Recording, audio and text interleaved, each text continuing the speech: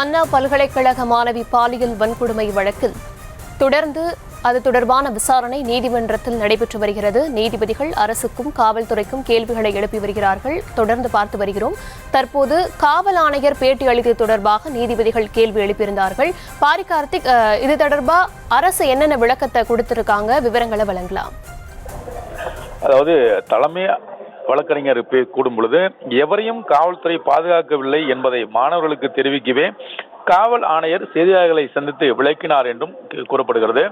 எனவே அதன் அடிப்படையில் தான் அவர் இந்த செய்தியாளர்களை சந்தித்தார் என்றும் தற்போது அரசின் வழக்கறிஞர் தெரிவித்திருக்கிறார். மேலும் இந்த கேள்விகளின்படி நீதிபதிகள் அரசு ஊழியர்கள் விதிகளின்படி காவல் ஆணையர் பத்திரிகையாளர்களை சந்திக்க விளக்கம் அளிக்க முடியுமா என்றும், சட்டம் ஒழுங்கு பாதிக்கப்படாமல் இருக்க ஆணையர் பத்திரிகையாளர்களை சந்திக்க உரிமை உள்ளதா என்றும் நீதிபதிகள் கேள்வி கேட்டிருக்கிறார்கள். இதற்கு அரசின் சார்பில் கொடுத்த பதிலின் அடிப்படையில் தான் சட்டம் ஒழுங்கு பாதுகாக்கவே காவல் ஆணையர் பத்திரிகையாளர்களை சந்தித்தார் என்றும், பத்திரிகையாளர்களை ஆணையர் சந்திக்க கூடாது என விதிகள் எதுவும் இல்லை என்றும் தெரிவிக்கப்பட்டுகிறது. மேலும் தொடர்ச்சியாக எவரையும் காவல்துறை பாதுகாக்கவில்லை என்பதை மாணவர்களுக்கு தெரிவிக்கவே காவல் ஆணையர் செய்தியாளர்களை சந்தித்து விளக்கினார் என்றும் கூறப்படுகிறது.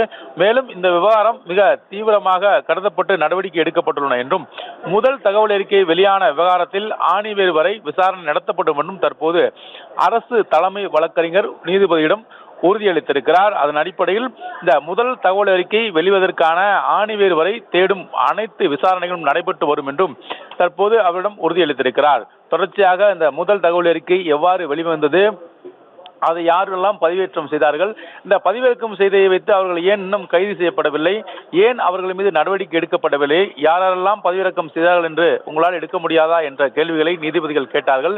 இந்நிலையில் தான் தற்போது அரசு வழக்கறிஞர் அதற்கு பதில் கூறும் பொழுது, முதல் தகவல் அறிக்கை வெளியான விவகாரத்தில் ஆணிவேர் வரை அனைத்து விசாரணையும் நடத்தப்படும் என்றும், சம்பந்தப்பட்டவர்கள் மீது உடனடியாக நடவடிக்கை எடுக்கப்படும் என்றும் தெரிவித்திருக்கிறார். நீதிபதிகள் கேள்வியாக வைத்ததை தற்போது பதில் கூறப்பட்டிருக்கிறது அரசின் சார்பில். நீதிபதிகள் இந்த முதல் தகவல் அறிக்கை வெளியானது எப்படி வெளியானது, யாரெல்லாம் பதிவிறக்கம் செய்தார்கள் என்பதை கண்டுபிடிக்க முடியவில்லையா என்றும் கேள்வி கேட்டார்கள். எனவே அது குறித்து தலைமை வழக்கறிஞர்கள் பதில் பேசியிருக்கிறார்.